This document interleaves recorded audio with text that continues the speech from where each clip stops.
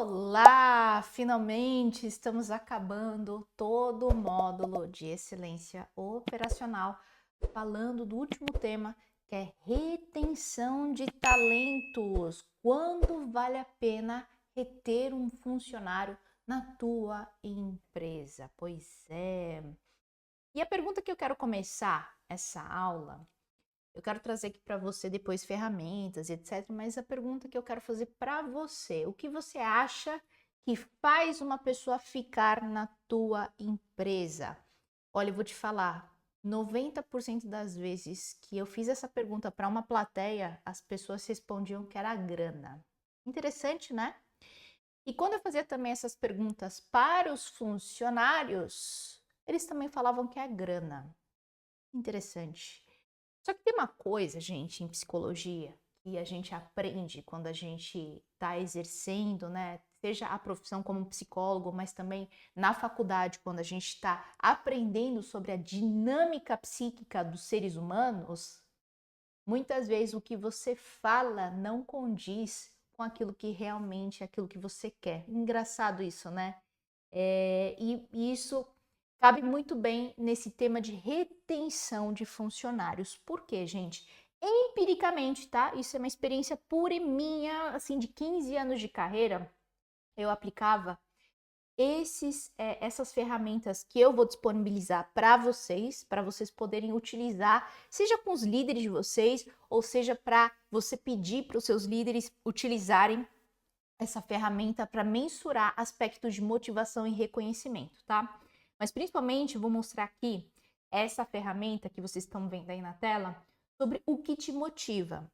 Quando eu pedia para as pessoas, então, né, que elas me colocassem o que é mais importante para elas em termos de motivação no trabalho, né? Então, elas eram forçadas a fazer um ranking nessa lista inteira. Então, nessa lista tem desenvolvimento profissional, flexibilidade, ambiente estável, dinheiro, desafios, aprendizado, reconhecimento, influenciar colegas, enfim, tem aqui, né? Uma série de coisas. Eu forçava as pessoas a fazer um ranking de 1 a 10, sendo 1 muito mais importante, sendo a 10 talvez a menos importante dessa lista, tá? Quando eu pedia para as pessoas responderem, adivinha só o que vinha em primeiro lugar? Em primeiro lugar vinha a questão de aprendizado, desafios, temas que ajudem elas a desenvolver-se profissionalmente, ou seja, para elas crescerem, expandirem e ganharem mais dinheiro no futuro, entende? Então, aspectos que vão ajudar essa pessoa a crescer motiva muito mais do que o salário atual. Engraçado isso, né? Então, isso é empiricamente eu testei muito essa ferramenta e é batata, gente. Assim, a maioria das pessoas acaba colocando dinheiro entre segundo, terceiro ou até mesmo quarto lugar. Não era o principal ponto que motivava as pessoas a ficarem na sua empresa. Então, eu trago aqui exatamente essa ferramenta para vocês entenderem, né, o que faz uma pessoa ficar. Isso depende de cada pessoa, mas eu quero quebrar logo de cara com você que seja puramente a questão financeira. Por quê? Por que não é uma questão financeira? Se fosse puramente uma questão financeira, as empresas que mais pagam, e eu já digo de passagem, as empresas que envolvem a tecnologia, então Google, Amazon, Mercado Livre, Mercado Pago, são empresas que pagam muito bem o salário e mesmo assim tem turnover muito alto também. Teve uma época em uma dessas empresas onde eu trabalhei, tinha 50% de turnover. Sabe o que isso significa?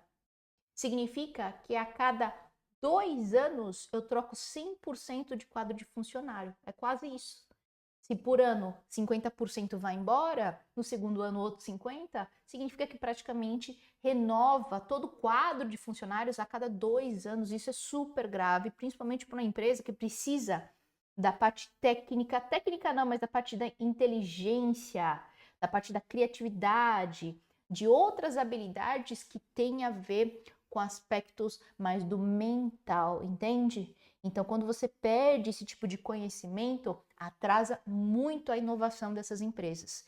turnover de 50% é super danoso. E não importa se sua empresa é de tecnologia, de digital, uma empresa também focada em serviços, uma empresa que é focada também em produtos físicos, também tem os seus impactos negativos quando o turnover é muito alto. Simplesmente pelo fato de você ter que treinar uma nova pessoa, então acaba drenando muita energia, você tem que buscar uma nova pessoa, todo o conhecimento que é perdido com aquela pessoa que sai, então assim vai, né? Mas enfim, voltando aqui ao tema de retenção de talentos, o que faz então uma pessoa ficar, né? Então preste atenção que nem sempre é o dinheiro. Sim, existem pessoas, uma ou outra que vai falar que é puramente dinheiro, sabe? Tem gente que vende a alma para ficar em alguns lugares, mas isso é a minoria, gente. É a minoria. A maioria está sempre buscando crescer e prosperar, tá bom? E o que eu quero trazer aqui para você, né? O que faz uma pessoa ficar é sempre essa dobradinha entre reconhecimento e motivação. O que é reconhecimento? Reconhecimento é tudo que é passado, tudo que a pessoa fez de bom e você está reconhecimento. E motivação é tudo aquilo que você vai colocar para o futuro, expectativas de desenvolvimento ou expectativas do futuro. Então, sempre quando você fala de retenção de funcionários, você tem que sempre observar o equilíbrio desses dois aspectos, seja de reconhecimento, seja de motivação. Você precisa ter muito claro, utilizar mesmo na sua comunicação bem trabalhada sobre aspectos de reconhecimento e de motivação. E vocês já viram quais são as ferramentas, né? Então, eu antecipei um pouquinho aqui a aula, mostrando aqui para você, que é o seguinte, então, as ferramentas que eu quero trazer, deixa eu abrir aqui para vocês, aqui ó, ferramenta 1, que é o motivador, e ferramenta 2, que é reconhecimento. O que vocês vão fazer? Quando você tiver uma conversa individual com cada um dos seus funcionários, você vai aplicar essa ferramenta. Peça para ele, né? Imprima essa ferramenta e peça para essa pessoa numerar de 1 a 10 o que realmente faz ela ficar motivada na sua empresa, o que motiva ela no dia a dia, tá? Então ali você já vai ter clareza do que ela precisa para se motivar, para ela ficar quanto ao futuro. E aqui nessa lista você vai ver que você vai forçar, pelo menos, no máximo, a pessoa tem que escolher 3 formas de reconhecimento, como ela gostaria de ser reconhecida. Então, tem desde aspectos de reconhecimento monetário, então, reconhecimento por aquilo que ela já fez, então, tem várias coisinhas de reconhecimento monetário. Será que é aumento salarial? Será que é promoção? Será que é comissão? Bônus? Será que tem a ver com previdência, ações da empresa? Enfim, são aspectos, né, relacionados a reconhecimento, coisas que ela já fez anteriormente, como ela gostaria de ser reconhecida. Às vezes tem gente que se sente muito mais reconhecido quando ela é posicionada num grupo. Então tem aspectos de receber elogios, então ela se sente mais reconhecida quando recebe elogios na frente dos outros, reconhecimento em público, ser apresentado ou escolhido para algo importante na empresa, ou conduzir equipes, enfim, então são várias formas de ser reconhecidas em grupo. Ou tem pessoas que vão escolher algum aspecto relacionado a desenvolvimento, que ela se sente reconhecida quando existe algum tipo de bolsa de estudos, quando tem treinamentos ou intercâmbios, ou até mesmo reconhecimento com novidade. Então tem gente que se sente reconhecida quando é alocada em projetos inovadores, para receber novos projetos e conduzir novos projetos, por exemplo, né?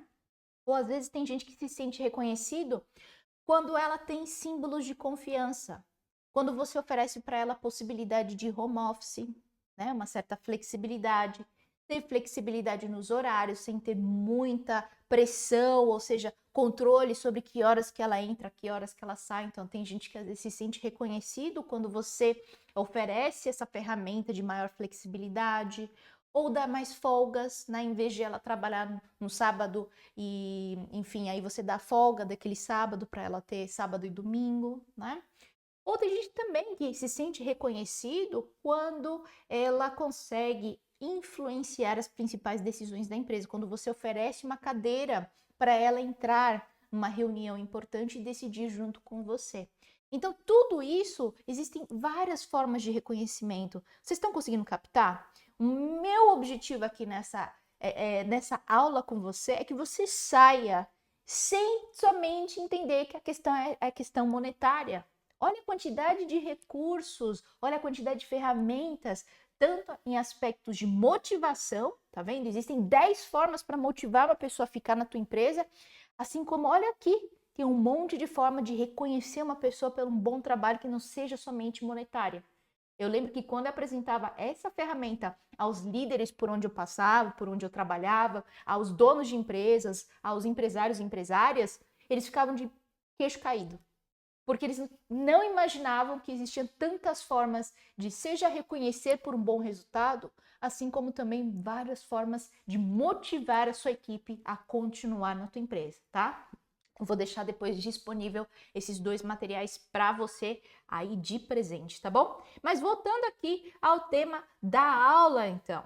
A gente vai começar a falar um pouquinho de quando é o momento em que vale a pena reconhecer, ou seja, reter a pessoa, reconhecer não, mas reter o talento, e quando não vale, tá? Agora, só fazendo um adendo, tá, gente? Por que eu comecei falando sobre motivação e retenção? Porque motivação e reconhecimento. Porque quando você faz muito bem essas duas coisas, dificilmente você vai ter que fazer retenção de talentos, tá bem? E retenção de talentos é quando a pessoa já tá pedindo demissão, entende? Então já tá um pouco tarde, tanto é que é um ponto que eu vou falar depois. É um pouco tarde você começar a reter depois que a pessoa já levantou a mão, já desistiu, já tá partindo para outra, entende? Então por isso que eu comecei já falando de o que vai estancar a saída de funcionários na tua empresa. É trabalhar reconhecimento, que tem a ver com aspectos do passado, e trabalhar a motivação, que tem a ver com aspectos do futuro, beleza?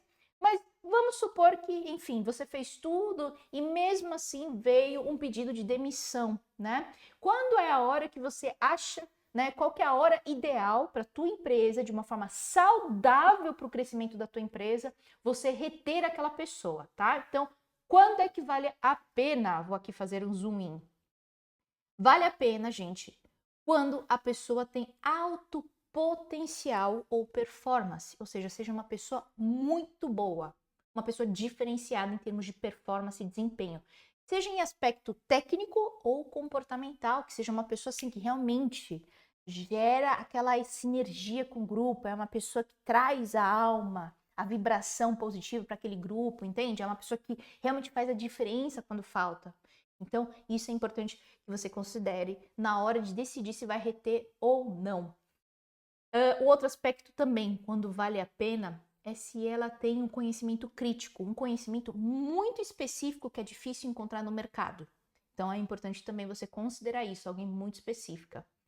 Outra questão, quando vale a pena a retenção, é quando a pessoa tem um excelente relacionamento com os clientes, um excelente relacionamento com os seus fornecedores, com seus parceiros. É uma pessoa chave.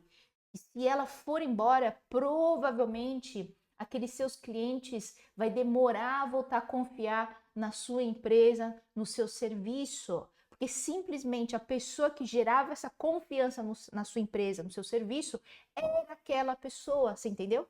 Então é importante também considerar isso, vale a pena reter quando é essa pessoa-chave, tá? Ou o quarto ponto é quando é um custo muito alto de substituição. O que eu digo de custo alto de substituição? Isso está atrelado principalmente com o aspecto de conhecimento crítico, tá? Então, se é uma pessoa com conhecimento muito específico, muito difícil de desenvolver, ou seja, você não vai conseguir desenvolver, que você vai precisar encontrar alguém pronto no mercado, tá? E aí sim você vai saber, você percebe que na verdade no geral, existem raras pessoas no mercado, né, que têm aquela habilidade. E vou ser muito honesta, tá, gente? Assim, são pouquíssimos casos de ser tão raro assim, tá? Normalmente, o custo que tem a ver de substituição tem mais a ver com realmente o tempo, o dinheiro, o esforço que você vai dedicar para substituir. Mas são raros os casos onde o custo de substituição está relacionado com algo muito específico que a pessoa tem, tá? Raramente. Geralmente são os casos de substituição, tem mais a ver, o custo de substituição tem mais a ver com custo de tempo e de grana mesmo em treinar uma nova pessoa. Mas independentemente disso, né, você precisa considerar se o custo de substituição é muito elevado, se é uma pessoa realmente muito específica, que você não vai encontrar tão cedo, e pode ser que você até demore 6 meses para encontrar a substituição de tão específico que é. Então, nesses casos, tá? Vale a pena. Agora, casos comuns, porque toda substituição vai gerar um custo de tempo e de dinheiro para você substituir, tá? Mas somente isso isolado, somente isso, mas a pessoa tem uma performance ok, male, medíocre até, conhecimento que não é não tão crítico, é uma pessoa ok, que pode ser substituído por outra, você consegue treinar outra, ou a relação com os clientes é meio que blá também, se não está atrelado com essas outras questões, sabe? Então, somente o custo de substituição, que tem a ver com tempo e dinheiro, não é o suficiente para você reter, tá? E muitas vezes, para você reter uma pessoa, né? Existe também uma questão de você fazer o incremento salarial. Muitas vezes tem isso, porque o incremento salarial é como se fosse uma promessa de que você reconhece essa pessoa, entende? Uma promessa de que você talvez, junto com aquele incremento salarial, você vai dar outros aspectos que motivam ela, por exemplo, uma bolsa de estudos, por exemplo, mais desenvolvimento, por exemplo, preparo dessa pessoa para uma nova cadeira, entendeu? Então, assim, para você gerar um movimento de retenção, ter esse incremento na sua folha de pagamento, incrementar um pouquinho mais o salário dessa pessoa, correndo o risco das pessoas saberem depois, entendeu? Porque tem esse ponto também. Quando uma pessoa pede demissão, depois recebe um aumento salarial, você acha que ela fica quieta? Fica nada, ela fala para os outros colegas. E aí você vai ter um movimento em bola de neve. Outras pessoas vão começar a pedir demissão justamente para ver se você vai fazer um incremento salarial. Isso não é positivo para o fluxo de caixa da tua empresa. Você entendeu? Então, por que é tão importante você fazer com parcimônia qualquer incremento salarial, qualquer retenção? Então, é muito importante que você considere todos esses fatores somados. Somente a questão de custo elevado de substituição não é suficiente de você fazer a retenção do funcionário. Fechou?